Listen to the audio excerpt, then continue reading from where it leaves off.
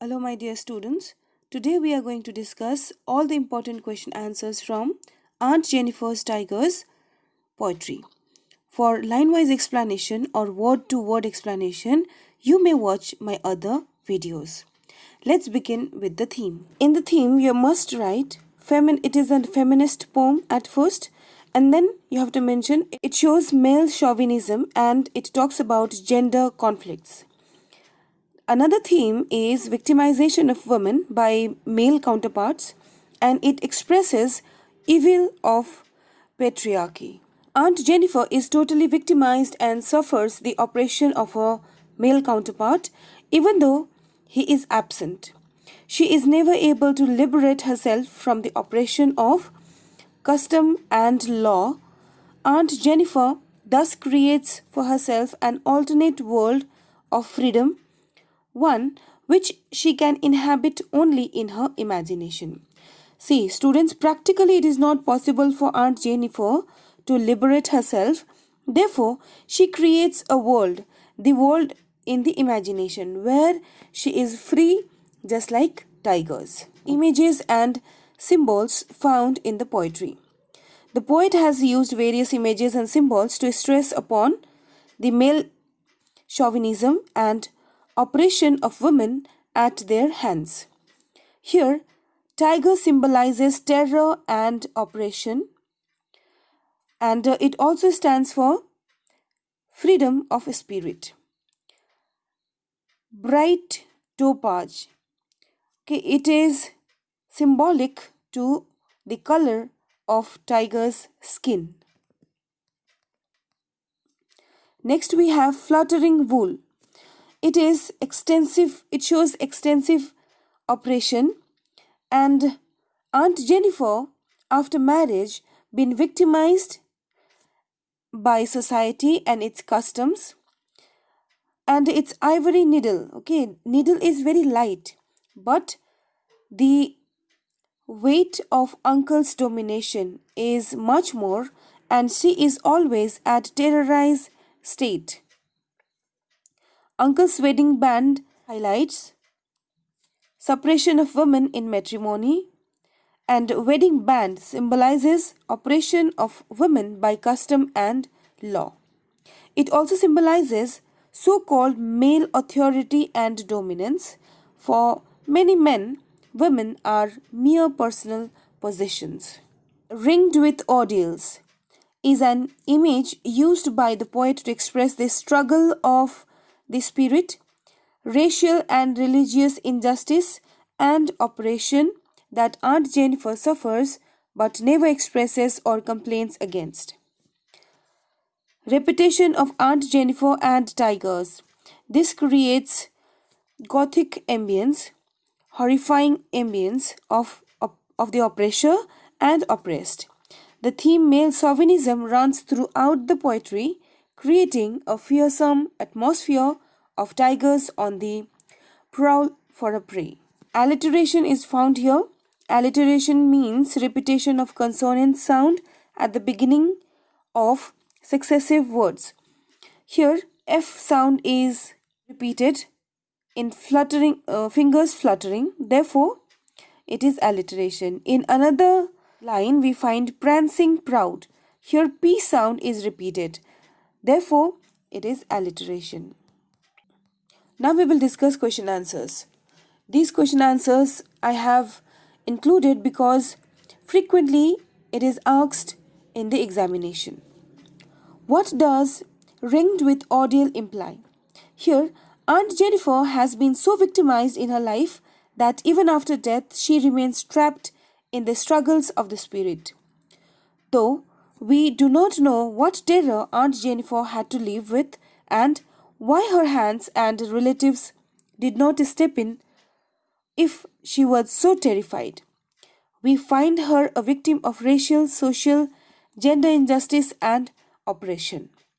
Students, throughout the poetry we find she is victimized, uncle is an oppressor, and she did not get help from anyone. So this is going to be reflected in your answer as well. Especially struggle for spirit should be your value point. Okay, and last line, victim of racial, social, gender injustice and oppression. Okay, if you miss out, then your answer will be incomplete. Next question is, what are the hands still ringed with? Her Aunt Jennifer's hands are ringed with audaciously domineering nature of her husband, and she have the stamp of trying time she spent in her husband's company. Is the society in any way affected by Aunt Jennifer's death? The answer is no. She, even if she dies, then it won't be a loss of society. Society will not be affected at all. It is because she has lost her freedom. So she has lost her individuality as well. Therefore, it will be her personal loss and not the society's. This is important. Explain, the tiger in the panel will go on prancing proud and unafraid. Here, it is symbolic of dispassionate and unconcerned attitude of male towards desire of freedom among women. Aunt Jennifer dreams of escapement, but it is not possible. Through art, she tries to escape from this entrapment. So here, through tigers, she wants to reflect her inner desire. Even she wants to be proud, and she wants to enjoy freedom just like them. Where did Aunt Jennifer make the tigers, and what will happen to them after her death? She is making it in a panel, okay, in a tapestry or a piece of cloth, and she is creating tigers in such a manner it seems they are prancing, they are jumping, and they are full of pride, and absolutely they are fearless. Okay, prancing, it shows it is just opposite of the condition of Aunt Jennifer. Aunt Jennifer is passive. She does not have energy to do something. Okay, she is mentally so much disturbed that she does not have any willingness to roam around. Okay, and therefore she is not proud of her situation as well.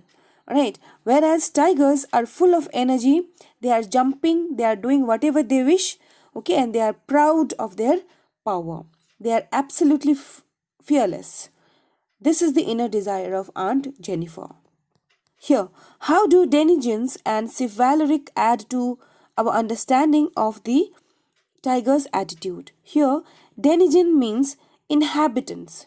Chivalric means gallant and fearless, brave. So, tigers are territorial of nature, and they take pleasure in being the master of their domain. They are master of jungle, or they are master of wildlife. They are proud of their identity and position. Their identity is fearlessness. They are fearless. Position, they are king of the jungle. They are so certain about their power. The poet attributes similar traits of character and attitude to men who, like the tigers, love to be master of their domain. They do not like to relent. So here, just like tigers, even male members, they want to dominate women as much as possible. Why do you think Aunt Jennifer's hands are fluttering through the wool in the second stanza? Why is she finding the needle so hard to pull? First of all, if we take it literally, then she has become very old because of physical feebleness. She is not able to do that. But the reason is something else. The main reason is something else. She is mentally tortured. Therefore, because of nervousness, this has happened. Nervousness has created fear in her, and because of this, she is not able to pull the light weight of needle.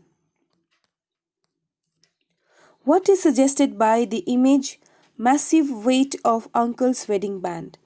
It is symbolic of oppression again, especially in matrimony. Okay, this symbolizes that a lady is married, and because of that marriage, she is given lots and lots of responsibility. If she receives love and care from in-laws, then she sustains all these responsibilities very lightly. But here, because she is tortured now and then, she does not have strength to handle it anymore. Therefore, she is suppressed and she feels trapped in this unbreakable bars of matrimony. Okay, keep it in your mind, unbreakable. It means that it is not like she can end the marriage with with husband, okay, with uncle, because this poetry is written in the era where this was something, this was regarded as evil. Okay, taking divorce, getting separated, it was regarded as very evil thing in society. So this had become another trouble for Aunt Jennifer. So this is what she is longing for. She is longing for liberation from uncle's harsh bondage of matrimony. Of what or of whom is Aunt Jennifer terrified with in the third stanza? In the third stanza, she is terrified of a harsh, callous, and unfeeling and domineering husband. He is so insensitive that he is not able to take care, he doesn't want to take care of old wife. Okay, during old age, human being requires utter love and care, but husband is totally of different mindset. Aunt Jennifer's fear of husband outlasts her body and life. Till her death, she is going to be enslaved by husband's fear. She is also afraid of bondage that her marriage has turned out to be. With this bonding, the life of Aunt Jennifer has totally changed. So she is fearful of this. She is terrified of all these things in the third stanza. Bring out the main significance of the use of the word ringed in the poem. Here, students, when you see the shape of ring, it is round. Okay, so this also shows entrapment. Once somebody is inside it, okay, they are not able to come out of this barrier. Okay, so the word ring itself symbolizes enslavement. Okay, let's see the answer. The image of a ring is very prominent in the poem and has several shades of meaning. Primarily, the ring refers to the wedding ring which permanently binds a husband and wife into matrimony. This is known to everyone, right? However, in Aunt's case, it has proved to be burdensome, restrictive, and oppressive. The ringed in the third stanza means surrounded or bound by. Together with mastered it, invokes the image of a circus ring, which Aunt Jennifer's married life has proved to be, and where her husband is the master and she must carry out his orders and stay in constant fear of him. Ringed also conveys the idea that Aunt Jennifer's personal freedom and expression are curtailed. So here, these are the different significance of ring. Okay, and in different situation, even though it is compared with different situation, but none of the comparison brings happiness in her life. Students, the answer is very long. Don't think that you have to write this much answer for 1 or 2 mark questions. Okay, usually you will get questions from poetry in long question answers as well. All right, in that case you have to remember all these points which I have mentioned here. I hope it's clear. Why do you think Aunt Jennifer created animals that are so different from her own character? What might the poet be suggesting through this difference? Here, let's see the answer. Aunt Jennifer herself is submissive and subdued and allows herself to be victimized by her terrifying husband. And friends, this is the main problem of Aunt Jennifer. She had been accepting the submission. Okay, that is why this was the condition of Aunt Jennifer. she is not able to voice her desire. She is not able to go against uncle. That is why the oppression, the torture was intensified. Yet she has knitted tigers as her image of her spirit actually craves for freedom. She has a hidden desire to be free, liberated like the tigers who are masters of their domain. By drawing out this difference and contrast in personality, the poet wants to highlight the spirit of freedom which is inherent in all human beings. Here, Aunt Jennifer created tigers because they are totally contrast to Aunt Jennifer. Okay, she is nervous, but tigers are confident, and that confidence Aunt Jennifer wants to have in her personality. She wants to have power, she wants to be free. Okay, and freedom can be achieved with power only. We people are subjugated to domination. Okay, so Aunt Jennifer is in requirement of energy, power, courage, freedom, okay, and liberty, etc. And that is why, and these qualities we find in tigers. That is why she created something which is extremely different from her, because she wants to have all these qualities. This is her inner desire. This is her inner desire. Do you sympathize with Aunt Jennifer? What is the attitude of the speaker towards Aunt Jennifer? Let's see the answer. Aunt Jennifer indeed deserves our sympathy because she was dominated. She was not able to enjoy her life. Even though she has become old, there was no one to help her out, etc. Because of these reasons, despite all efforts to get rid of gender bias, she still remains victimized by the male dominance and gender bias prevailing in many societies of the world. Even the speaker feels sorry for her. Yes, if you get this question, you have to write, yes, we sympathize with Aunt Jennifer. But if it is asked in value-based questions, you can write, even though we sympathize, we should instill courage in her.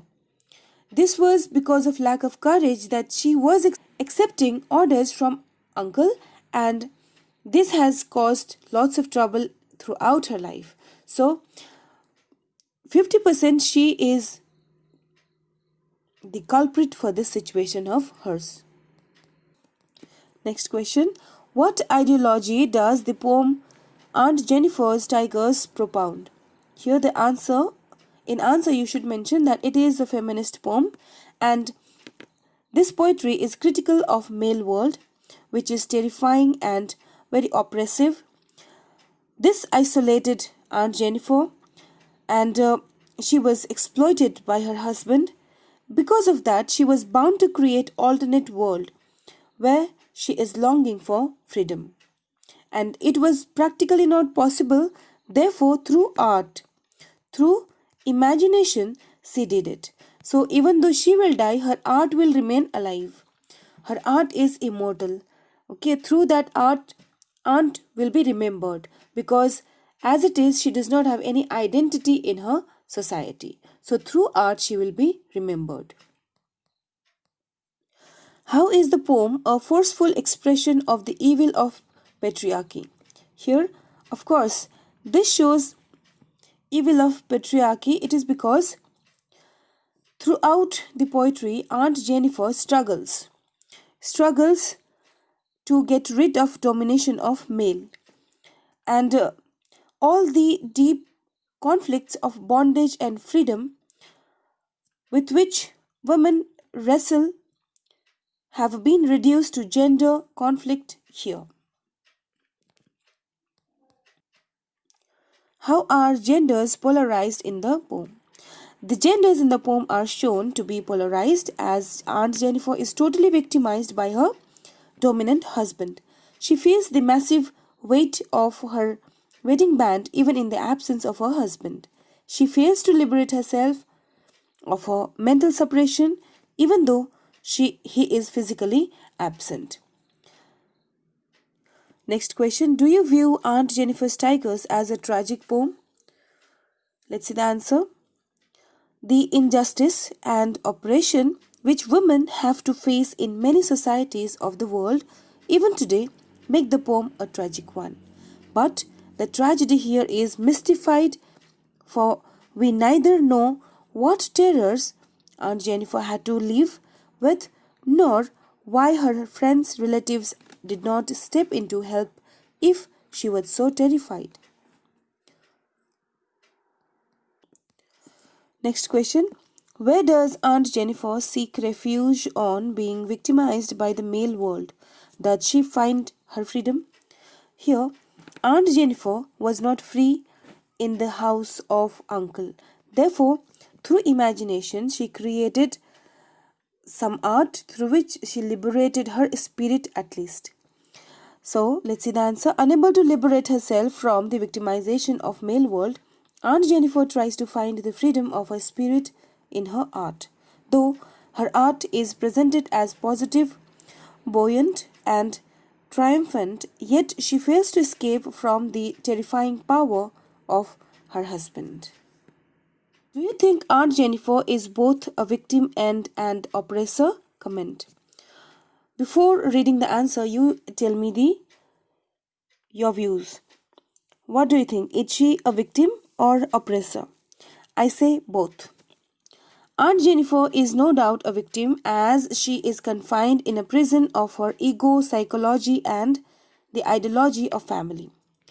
Maybe just like other girls, even she was bound to get married, bound to accept all these things.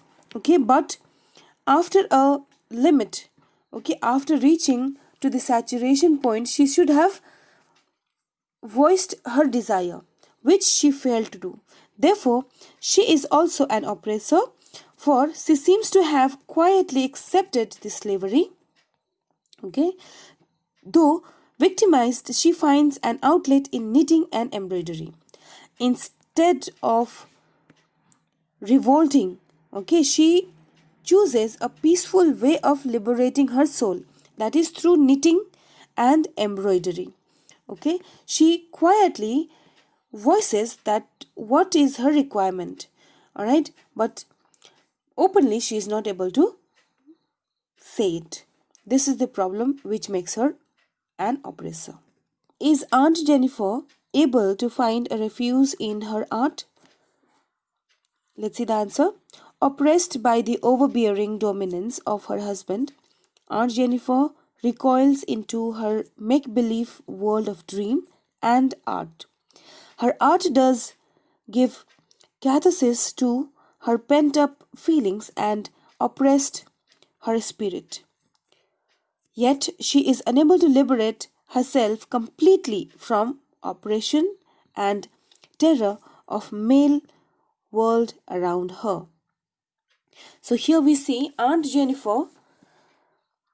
Of course, she gets refuge in art, through which she is open her feelings, but her spirit is not able to get liberation. Do you find any element of surprise in the poem Aunt Jennifer's Tigers? Let's see the answer. The juxtaposition of the fearless, proud, self-confident and chivalric tigers and their prancing with the timid, downtrodden, dominated Aunt Jennifer really surprises the reader. Here, children, it is contradictory situation. The creator of tigers are so weak. Aunt Jennifer, who is very weak lady, she creates very strong tigers. Okay, tigers who are very strong, and she is so fearful. Okay, whereas tigers are brave. Okay, she is enslaved. Okay, she is enslaved, whereas tigers are free to move anywhere in the forest. Okay, so the creator is very weak, fearful and enslaved, but her creation is just opposite of Aunt Jennifer, the creator. Okay, creation is totally opposite of creator. Therefore, it surprises us. One is also surprised when one realizes that the creator of this power in the panel is a hapless weakling. Hapless weakling. This is what I told you just now. Okay, creation and creator. Okay, creation and creator does not have similarity. Okay, their traits differs, their qualities differs. Okay, do you think the poem has a veiled message in it? If so, what is it? Aunt Jennifer's Tigers is a feminist poem, and the dominated state of Aunt highlights the pitiable condition of a number of women exploited at the hands of men. This is not only Aunt Jennifer who is suffering from this evil. There are so many women, okay? Right now the things are changing, but at that time when the poetry was written, there was no escapement. Ladies like Aunt Jennifer had no escapement. After their marriage, they had to accept all the injustices from their counterpart wholeheartedly. Okay, because if they will get separated from husband, they had to move back to parents' house, and that time, the entire world was going through poverty. Okay, therefore, there are so many things which are linked with another thing: poverty, marriage, separation, okay, tolerance, enslavement, etc. These all are into a chain.